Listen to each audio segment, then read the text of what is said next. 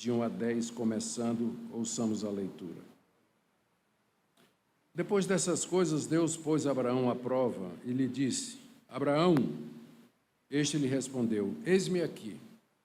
E Deus continuou: Pegue o seu filho, seu único filho, Isaque, a quem você ama, e vá à terra de Moriá.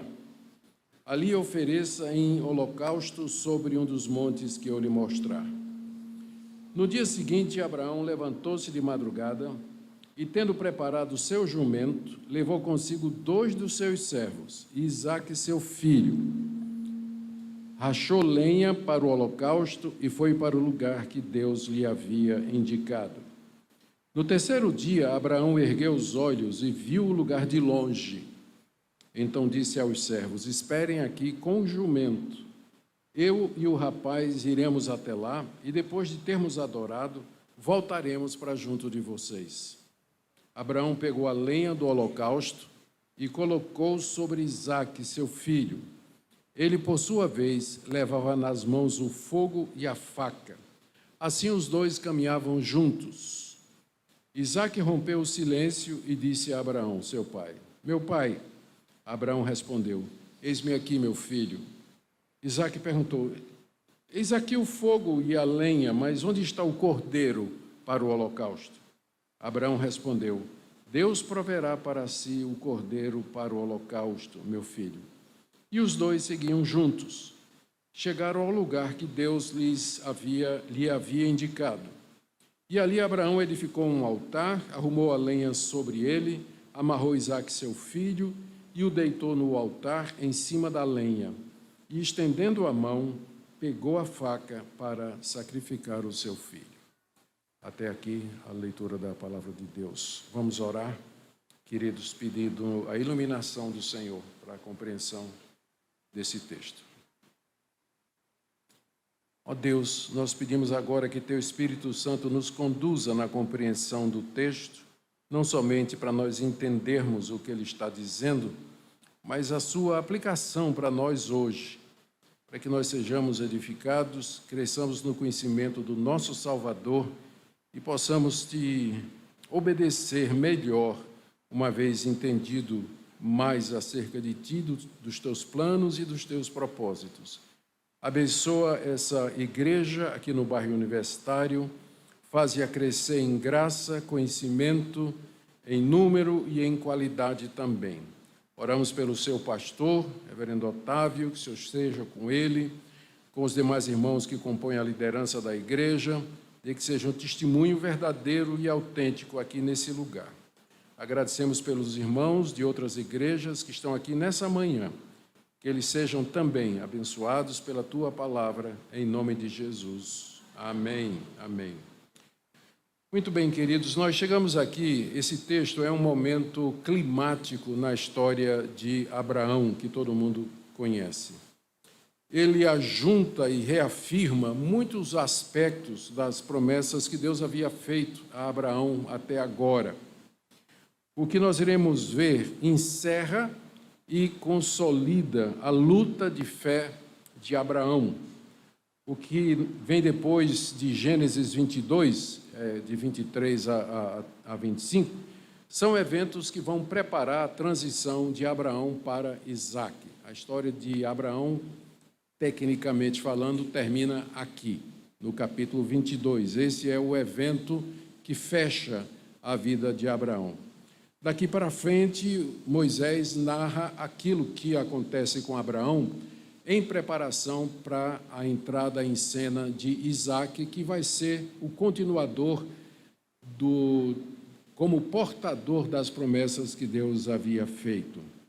Nós já vimos que Isaque foi confirmado, nós já vimos o texto, mostra anteriormente que Isaque foi confirmado como legítimo herdeiro de Abraão. Tinha Ismael, que era filho da escrava, mas Deus disse: vai ser por Isaque, não vai ser por Ismael. E Abraão faz um tratado de paz com os filisteus, que eram inimigos constantes, sempre uma ameaça. Com isso, Isaque, quando entrar em cena, ele já vai ter paz com os inimigos. E Abraão tinha aberto um poço em Berseba, que iria ficar como herança para Isaque. Então, tudo está pronto para a transição de Abraão para Isaque, quando vem o teste final, a que Deus submeteu a Abraão, o patriarca, a quem as promessas foram feitas.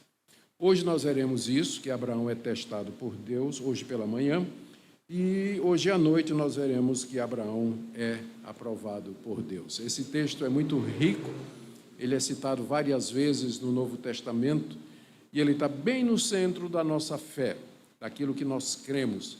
E é excelente para a gente definir o que é essencial no cristianismo. O que é o cristianismo? Qual é a base do cristianismo? O que é que me faz, de fato, um cristão? Então, vamos entrar no texto e ver como Deus testou seu servo. Primeiro, nos versos de 1 a 2, Deus aparece a Abraão e ordena que ele sacrifique Isaque, seu filho. Esse episódio aconteceu, no mínimo, 10 anos depois da aliança que Deus tinha feito com Abimeleque, o rei dos filisteus. Isaque tinha idade suficiente para carregar lenha, então ele devia ter uns 16 a 17 anos de idade. Notemos aí a prontidão de Abraão, que vai marcar todo o restante do episódio. Deus lhe aparece, chama pelo nome e a resposta dele é: eis-me aqui. Estou aqui, o que é que o Senhor deseja? Qual sua vontade? Desejo cumpri-la. E ele disse isso mesmo antes de saber o que é que Deus ia pedir, não é? E Deus somente o chamou e Abraão se entrega completamente àquilo que Deus haverá de fazer ou de pedir, mesmo antes de saber. E Moisés avisa desde o início que o que Deus vai pedir a Abraão é uma coisa inusitada. Tanto é que ele diz: depois dessas coisas, Deus pôs Abraão à prova. Nós somos leitores privilegiados, temos a história toda, e Moisés já avisa: o que Deus vai pedir é algo inusitado, é uma prova a qual ele vai submeter o seu servo. Abraão não tinha ideia ainda do que é que haveria de acontecer. Agora, é preciso entender o que é que significa quando Deus prova os seus servos. Deus não nos tenta ao pecado com o propósito de nos levar a cair. Ele nunca faz isso. Quem nos tenta para que nós caiamos é o diabo. Mas Deus nos prova com diferentes objetivos. Deus jamais nos coloca numa provação que seja maior do que nossas forças e nossa capacidade de responder corretamente. Ele sempre concede o alívio e a saída necessária quando nós estamos sendo provados. É o que diz Paulo em 1 Coríntios, capítulo 10. Mas Deus prova os seus servos, Deus prova você e a mim por vários motivos. Todos eles para o nosso bem. Primeiro, para que nós conheçamos o que está no nosso coração. Nosso coração é corrompido, ele é obscuro. Se a gente olha para dentro do coração, nem sempre a gente consegue discernir os motivos pelos quais nós fazemos as coisas e quem são os ídolos, aquelas coisas que nós mais amamos e desejamos. Então, quando Deus nos coloca numa prova, essas coisas emergem. Nosso coração é como suco de maracujá. Se você deixa, ele decanta e o suco fica lá embaixo e na superfície parece limpinho. Aí Deus dá uma mexida e aquilo que estava no fundo sobe e você vê com clareza o que estava no seu coração. As provações, as tentações, os testes, as tribulações da vida, elas são usadas por Deus para que você conheça o que realmente está no seu coração, para que você possa arrepender-se, abandonar ídolos, ideias e desejos e tomar o rumo que agrada a Deus. Deus também nos prova para servir, para que nós sirvamos de testemunho ao povo de Deus quando nós formos aprovados. Quem não fica entusiasmado e encorajado quando ouve a história de um irmão na fé que passou por um período de testes? Ele ficou doente, perdeu o emprego, teve dificuldades no relacionamento familiar, pediu ajuda, pediu orações, você orou e depois de um tempo ele se apresenta e diz: pela graça de Deus, o assunto está resolvido, nós superamos e nós estamos em paz. Então, e você agradece a Deus e você fica encorajado, você vê que outras pessoas também passam por dificuldades e com a graça de Deus elas superam. Então Deus nos submete a testes para que nós possamos, depois de aprovados, servir de testemunho para o povo de Deus, servir de encorajamento para o povo de Deus. É isso que Paulo diz no início da sua segunda carta aos Coríntios, no capítulo 1, que Deus nos testa, Deus nos prova, para que nós possamos, depois de aprovados, abençoar outras pessoas com o mesmo consolo que nós recebemos durante a nossa provação. Deus também nos prova para que nós aprendamos a confiar nele quando tudo parece adverso e contrário. Essa é a coisa mais difícil. É fácil confiar em Deus quando tudo vai bem, mas de repente, quando chega a provação, a dor bate na sua porta, os planos se desfazem, os sonhos são destruídos, o futuro parece desconhecido e temeroso, você não consegue ver luz no fim do túnel. É quando Deus convida você a confiar nele, mesmo que você não veja a saída, mesmo que você não entenda o que está acontecendo, mas Deus diz: eu quero que você confie em mim. É mais ou menos isso que vai acontecer com Abraão. Deus vai pedir uma coisa a Abraão, vai colocar Abraão em prova e não vai dar muitas explicações quanto ao motivo pelo qual isso está acontecendo. Mas está implícito na narrativa que Deus deseja que Abraão confie nele e dependa dele, mesmo quando tudo parece estar dando errado. A melhor ilustração que nós encontramos na Bíblia para Deus provar os seus servos, é a purificação de metais preciosos que era feito naquela época. Chamava-se depuração. O ouro ou a prata brutos eram trazidos das minas e levados para os purificadores, onde eram colocados em fornos de alta pressão, de alta temperatura, para depurar o metal precioso. O que acontece é que o ouro e a prata derretem numa temperatura diferente dos demais elementos da pedra, da rocha, aonde eles estão incrustados e inseridos. E assim, através do forno, o ouro é depurado, ele é separado daqueles elementos estranhos. A prova, o teste que Deus nos submete, funciona exatamente dessa forma.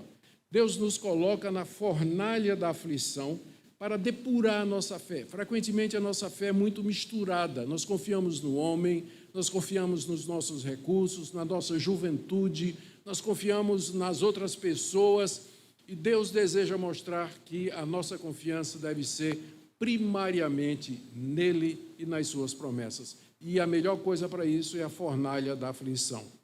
E é isso que é nessa fornalha que Deus introduz Abraão aqui para testá-lo, como Moisés diz aqui. Depois dessas coisas, as coisas aqui é o tratado de paz com os filisteus, 10 anos antes. Depois dessas coisas, Deus pôs Abraão à prova. Deus pôs Abraão à prova. Abraão tinha aqui já uma certa idade, perto de 100 anos, e mesmo assim foi provado, não é? Mesmo assim foi provado. Então não pense quando você ficar velho que Deus vai parar de provar você. Na verdade, posso falar por experiência, quando a gente chega na velhice, é mais prova do que quando a gente é jovem. Aquilo que antes a gente suportava com mais tranquilidade, com mais coragem, mais ânimo e até intrepidez, agora já não é a mesma coisa. O vigor se abateu, a percepção não é a mesma, o corpo não obedece. Então, não pense que quando você ficar velho as coisas vão melhorar. Na verdade, a angústia e a dor e o tipo de prova serão mais intensos. Como está escrito, vivemos até os 70, alguns chegam até os 80 e depois disso é canseira e enfado. Então, Abraão estava na fase do enfado, quando Deus apareceu e resolveu colocá-lo à prova, porque até o último dia nosso de vida aqui, nós seremos provados, testados por Deus quanto à genuinidade e a veracidade da nossa fé. No caso, a prova de fé de Abraão, essa fornalha onde Deus o lançou, parece ter os seguintes objetivos. Primeiro, e aqui presta atenção nisso, porque esse argumento é usado no Novo Testamento, na questão de fé e obras. Abraão já tinha sido justificado pela fé. Isso aconteceu alguns capítulos antes. A pergunta é, qual o fruto e a evidência de que ele realmente tinha sido justificado pela fé? Porque nós cremos que quando uma pessoa é justificada, ela é perdoada, ela é regenerada, o fruto aparece. Existem evidências concretas para isso. A prova tem como objetivo fazer com que evidências claras de que eu fui salvo e de que minha fé é verdadeira apareçam. Então, essa é a razão pela qual Deus submete Abraão à prova. Ele já tinha sido justificado, mas agora é como se Deus dissesse, agora eu quero ver se você tem fé mesmo, se sua fé é a fé salvadora.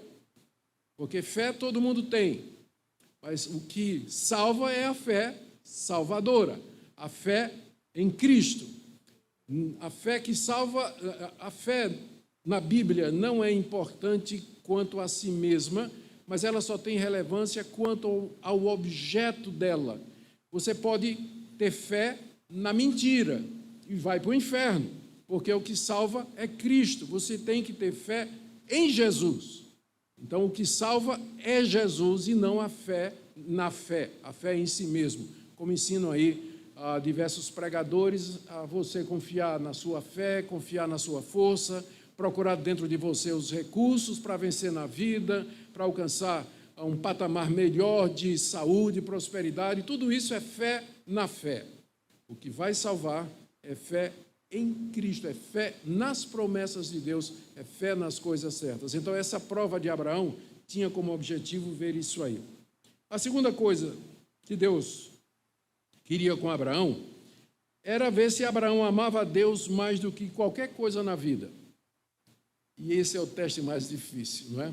Nós amamos nossos filhos, nós amamos a esposa, nós amamos o marido, nós amamos o nosso carrinho do ano que suamos para comprar, amamos nosso apartamento, a nossa casa, e às vezes, sutilmente, estas coisas se tornam o nosso refúgio.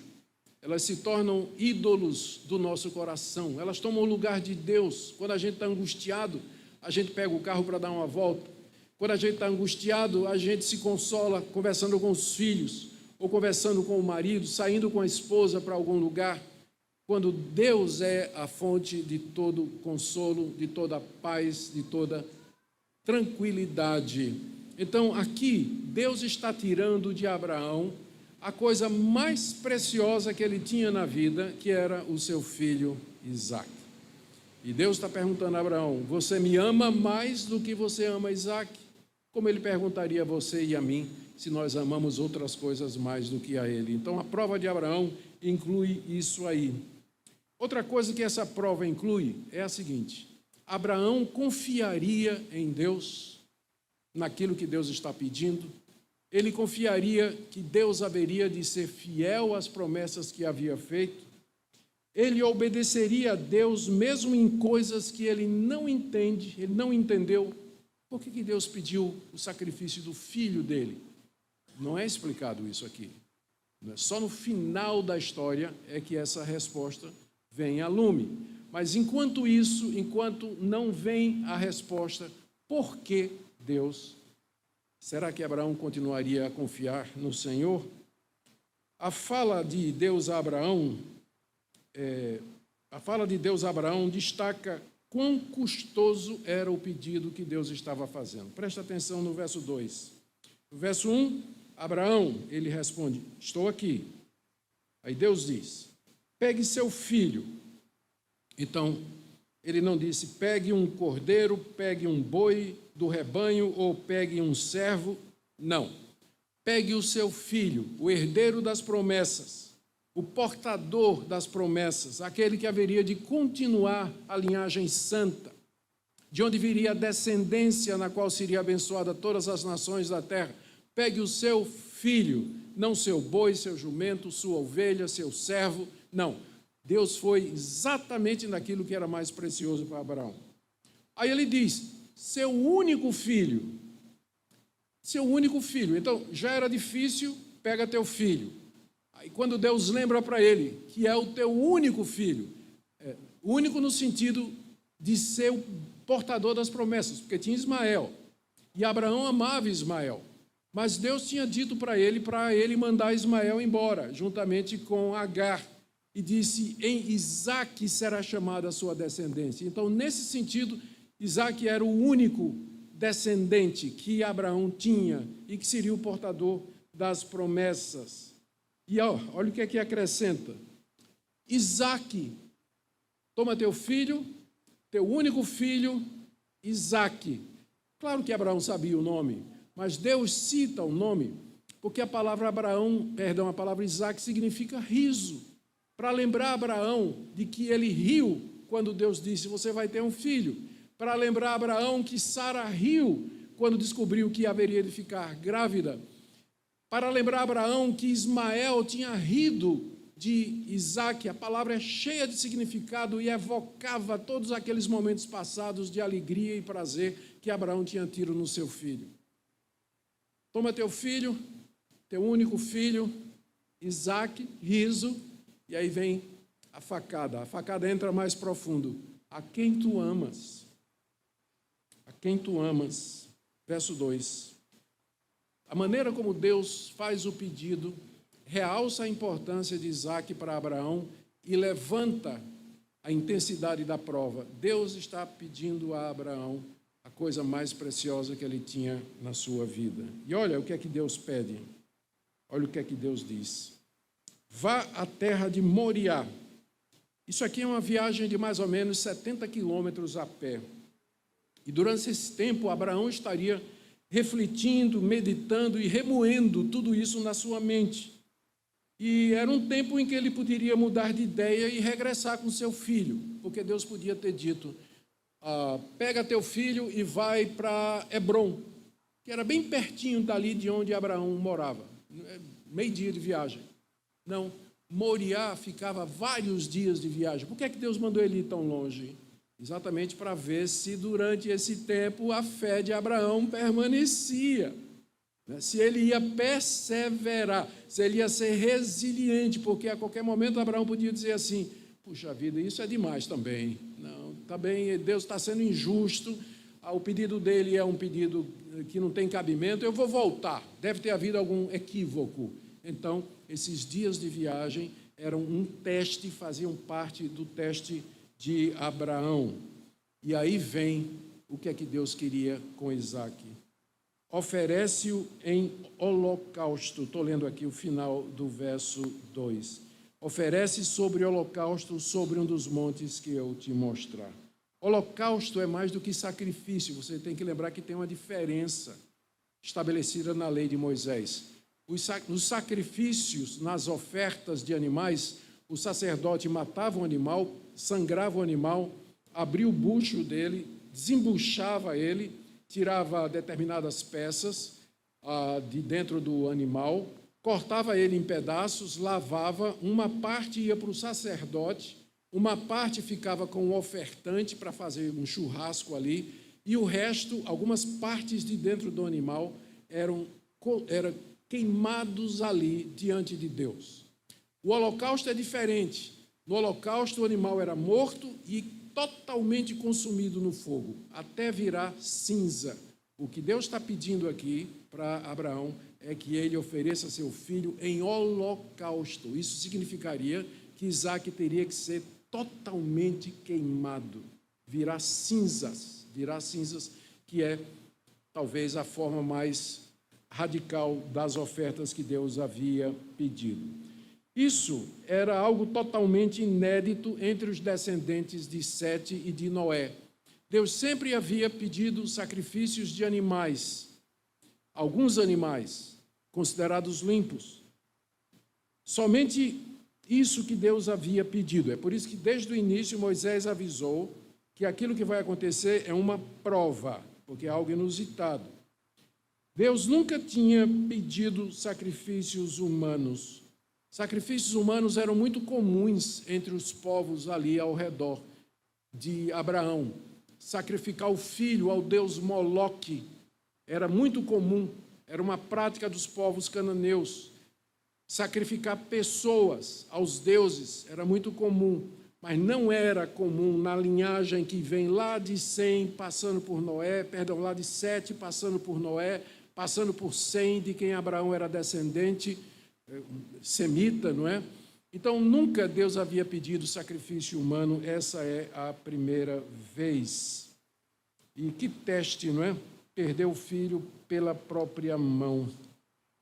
E Deus diz para ele, vai fazer isso num morro que eu vou te mostrar. Parece a chamada de Abraão, lá no capítulo 12, quando Deus aparece a Abraão e diz, sai da tua terra, da tua parentela, e vai para uma terra que eu vou te mostrar. Aqui outra vez Deus diz a Abraão, vai para um monte que eu vou te mostrar. Tudo isso tinha como objetivo testar a fé de Abraão. Sair sem saber para onde vai. Quantos de nós estamos dispostos a fazer isso, não é? Quantos de nós? A gente sempre quando quer sair, a gente vai lá no GPS do celular e bota o destino direitinho para a gente saber para onde vai. Ou pelo menos alguém que conheça o caminho. A gente tem um destino, mas não nesse caso. Abraão tinha que sacrificar seu filho num dos montes que Deus haveria de mostrar. Agora, todas essas coisas tinham como alvo tornar a prova mais pesada. E você pergunta, por que Deus fez isso com Abraão? Bom, gente, a severidade dessa prova se deve à importância de Abraão na história da salvação. Ele foi escolhido por Deus e chamado de entre os pagãos quando ele morava na Mesopotâmia. Deus poderia ter escolhido qualquer outra pessoa, mas ele foi procurar Abraão, pela graça e soberania.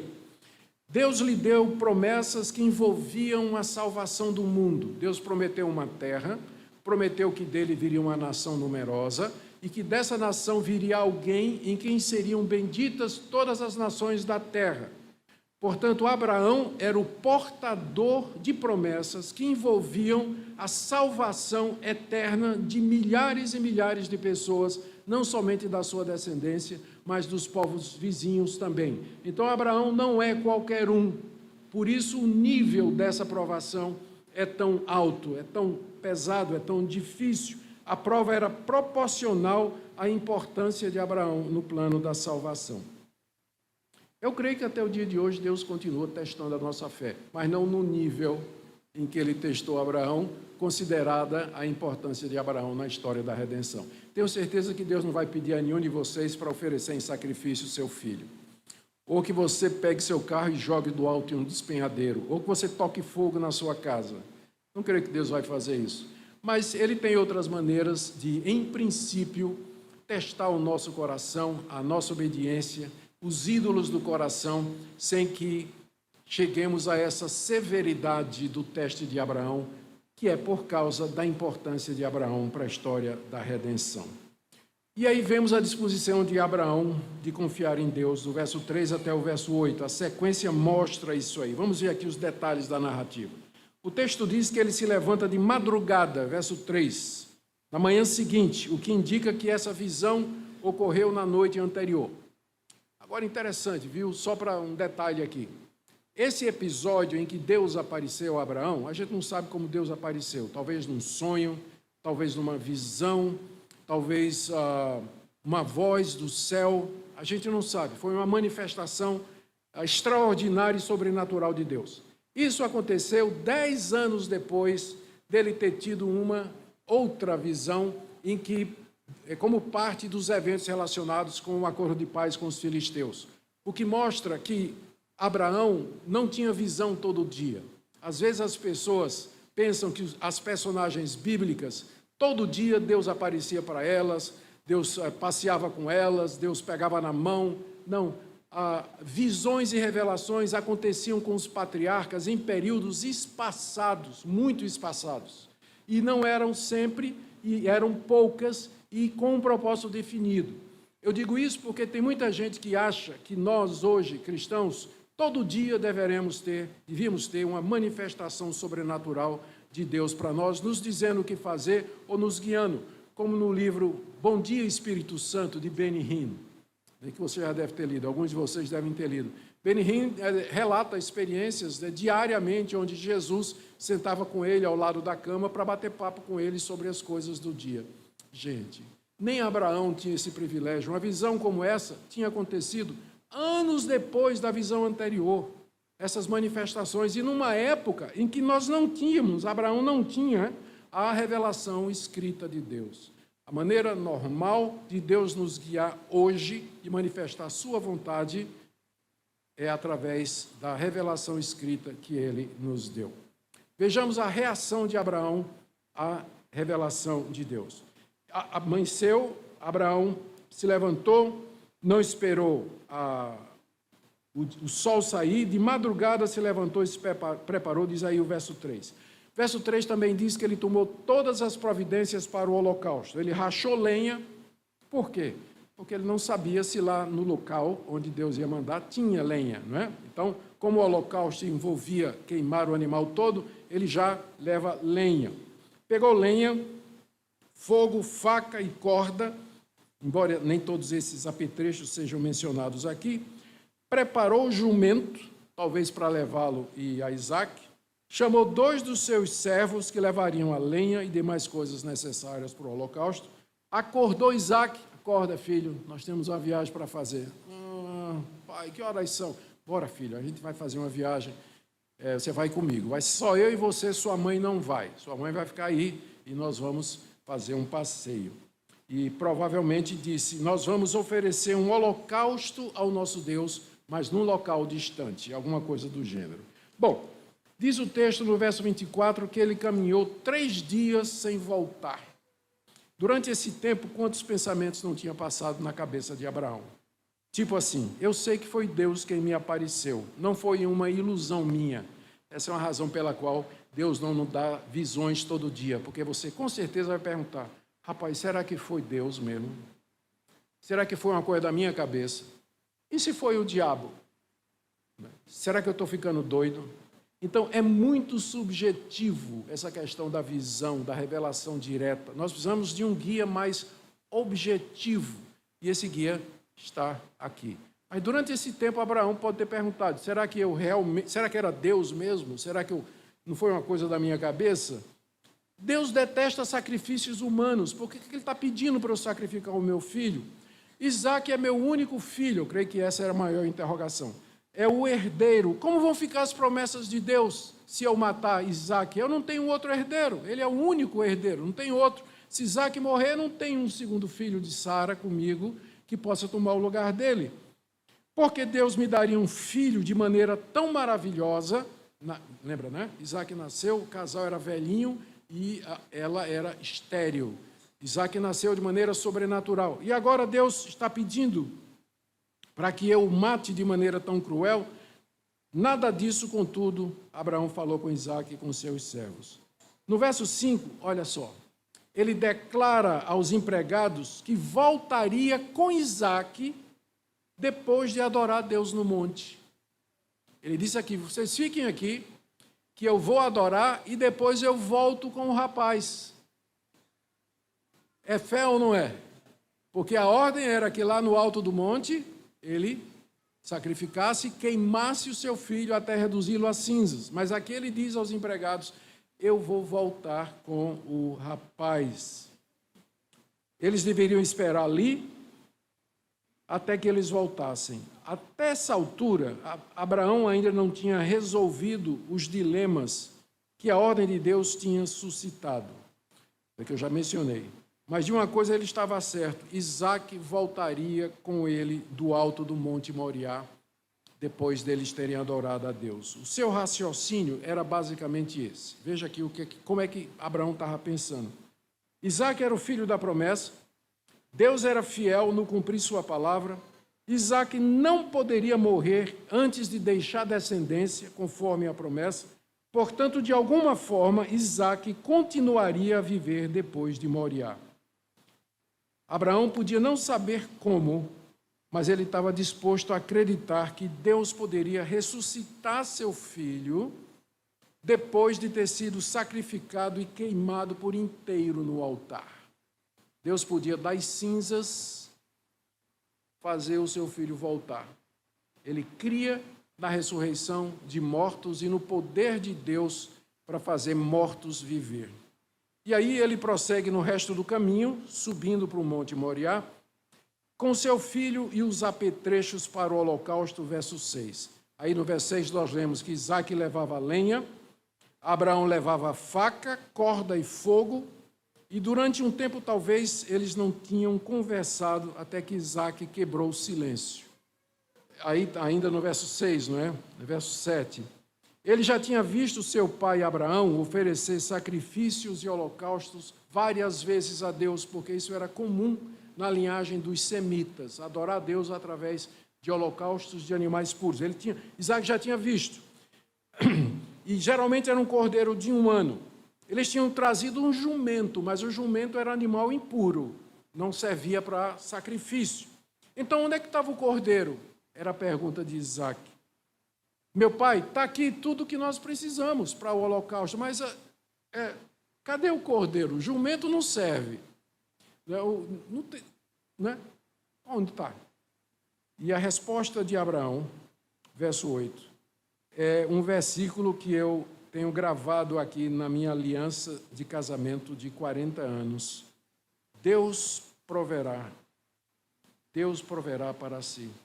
Está aí no verso 8. Abraão respondeu: Deus proverá para si o cordeiro para o holocausto, meu filho.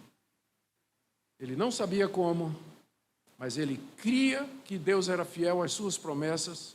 Deus havia prometido que em Isaque seria chamada a sua descendência. De uma forma ou de outra, Isaque haveria de voltar vivo e Deus haveria de providenciar o que era necessário para o sacrifício. O episódio aqui revela a prontidão de Abraão em obedecer a Deus, o Deus que ele tinha aprendido a confiar, mesmo quando ele não estava entendendo todas as coisas. Caminhando para o fim agora, versos 9 e 10, queridos, a gente vê que Abraão demonstra que a sua fé era verdadeira. Ele subiu até o local indicado por Deus sem vacilar ou olhar para trás, verso 9. Esse lugar é um monte que ficou conhecido como Monte Moriá e seria o local onde mais tarde Salomão haveria de construir o templo. Seria exatamente naquele lugar ali. E foi o lugar também onde Deus apareceu a Davi, segundo Crônicas, capítulo 3, verso 1. No alto do monte, Abraão edificou um altar, arrumou a lenha sobre ele, verso 9.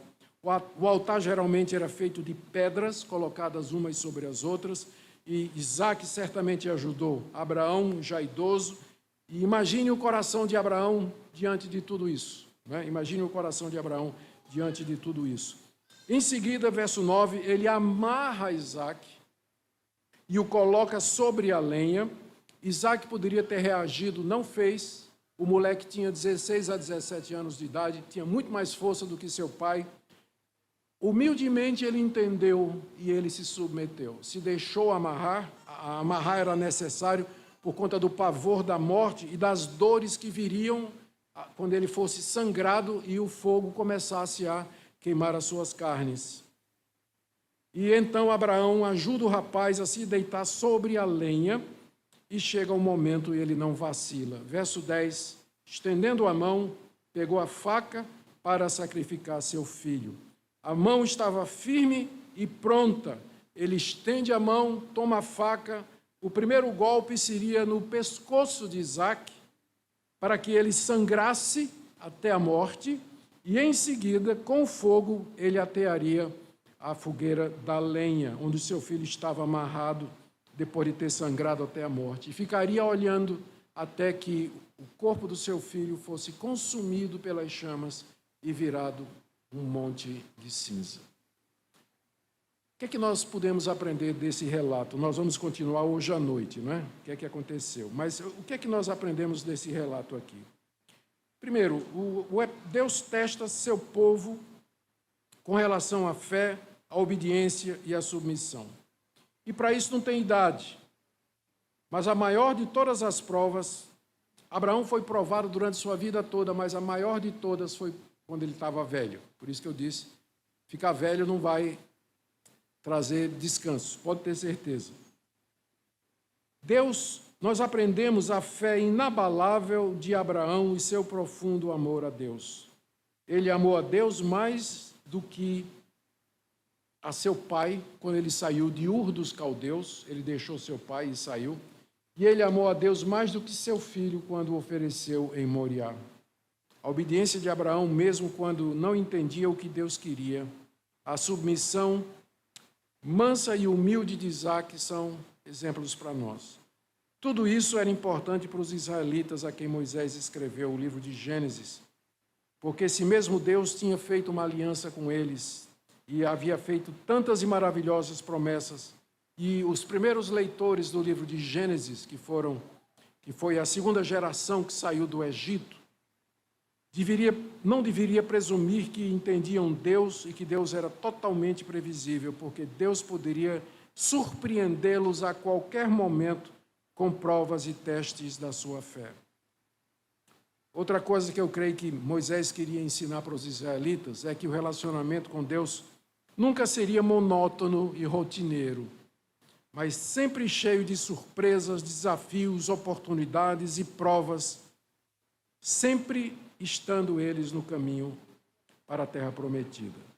Agora eu quero fazer algumas aplicações práticas para nós. O que é que esse texto, que eu acho que ficou claro o que é que ele significa, o conteúdo dele, mas o que é que isso tem a ver conosco hoje? Como é que isso se aplica para nós hoje? Além das lições que eu já mencionei, eu quero destacar algumas lições a partir da maneira como o livro é usado no Novo Testamento. Primeiro, esse episódio aqui é usado lá em Hebreus, capítulo 11, 17 a 19, para mostrar o que é fé. Olha o que é que escreveu o autor de Hebreus.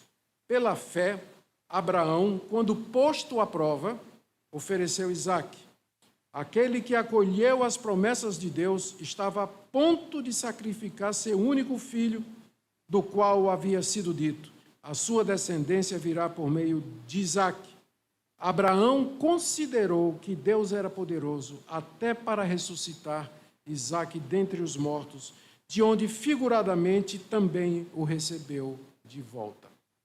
O autor de Hebreus diz aqui que Abraão estava crente que Deus podia ressuscitar o seu filho, porque ele é fiel às suas promessas. Esse é o ponto central do Evangelho e esse é o ponto central do cristianismo. É isso que nos separa de outras religiões. O nosso Deus ressuscitou Jesus Cristo de entre os mortos. E ele está vivo. E ele também vai nos ressuscitar quando Cristo voltar. Então, a fé na ressurreição de Cristo, ressurreição física, literal, corporal, real, histórica, é o ponto central do cristianismo. Se você não crê de coração que Jesus Cristo está vivo, tendo morrido e sido sepultado, onde ficou por 3 dias, você não é cristão. Você crê nas coisas da Bíblia ou você acha que o cristianismo é uma religião boa, mas para ser cristão você não pode ter dúvida no íntimo do seu coração de que Deus ressuscitou seu Filho Jesus Cristo e que ele vive para todo sempre. Essa era a essência da fé de Abraão. As pessoas perguntam, como é que as pessoas eram salvas antes de Cristo? Olha aqui, elas eram salvas pela crença nas promessas de Deus, de que Deus pode ressuscitar mortos e que Deus é fiel às suas promessas. Abraão foi salvo da mesma maneira que nós somos salvos. A fé de Abraão apontava para o futuro. A nossa fé aponta para o passado, quando há 2000 anos Cristo ressuscitou de entre os mortos. Então, essa é a primeira lição que nós temos aqui. Cremos, de fato, na ressurreição de mortos. Nós cremos que Jesus está vivo e que virá para nos ressuscitar. Só um minuto.